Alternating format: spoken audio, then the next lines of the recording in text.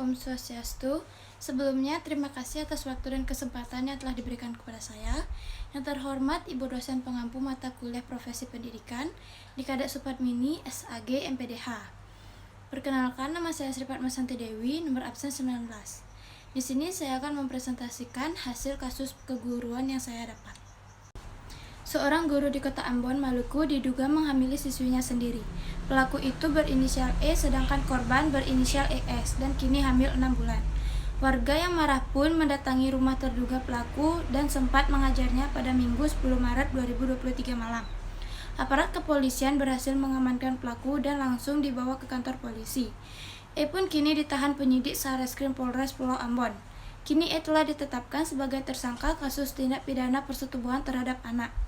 Pelaku saat ini ditahan dalam perkara persetubuhan terhadap anak sebagaimana dimaksud dalam pasal 81 ayat 2 Undang-Undang Republik Indonesia nomor 17 tahun 2016 tentang penetapan peraturan pemerintah pengganti Undang-Undang nomor 1 tahun 2016 tentang perubahan kedua atas Undang-Undang nomor 23 tahun 2022 tentang perlindungan anak menjadi Undang-Undang Pasal 64 KUHP pidana. Kasus ini juga sebelumnya telah dilaporkan oleh orang tua korban.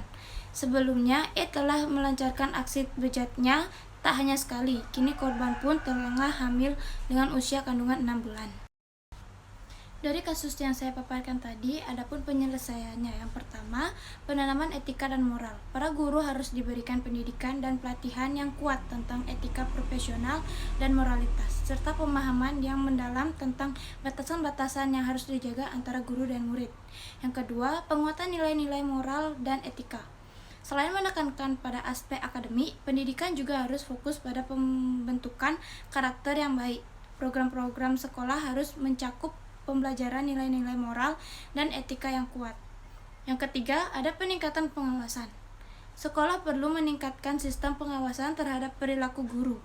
Hal ini dilakukan melalui mekanisme evaluasi kinerja yang lebih ketat dan pembentukan komite pengawasan yang independen. Yang keempat, promosi lingkungan belajar yang aman dan terbuka. Siswa harus merasa aman untuk melaporkan tindakan yang tidak pantas dari guru atau staf sekolah lainnya.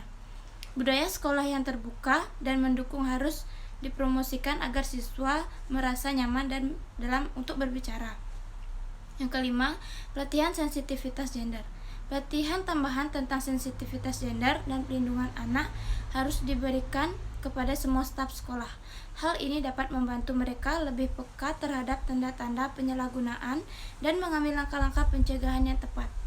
Yang terakhir, yang keenam, peningkatan kesadaran masyarakat. Masyarakat juga perlu dididik tentang pentingnya melindungi anak-anak dari penyalahgunaan seksual dan pentingnya melaporkan tindakan yang mencurigakan kepada otoritas yang berwenang. Jadi, kesimpulannya adalah bahwa penyalahgunaan kepercayaan dan kekuasaan oleh para guru terhadap murid mereka merupakan masalah serius yang memerlukan tindakan segera.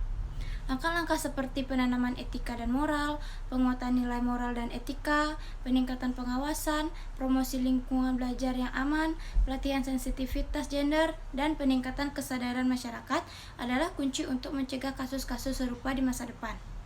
Perubahan yang komprehensif dalam pendidikan dan masyarakat secara keseluruhan diperlukan untuk memastikan perlindungan yang adekuat bagi anak-anak dan menciptakan lingkungan belajar yang aman dan positif. Sekian kasus keguruan yang bisa saya sampaikan. Apabila ada kekurangan atau kesalahan, mohon dimaafkan. Saya tutup dengan Padmasanti. Om Santi Santi Santi Om.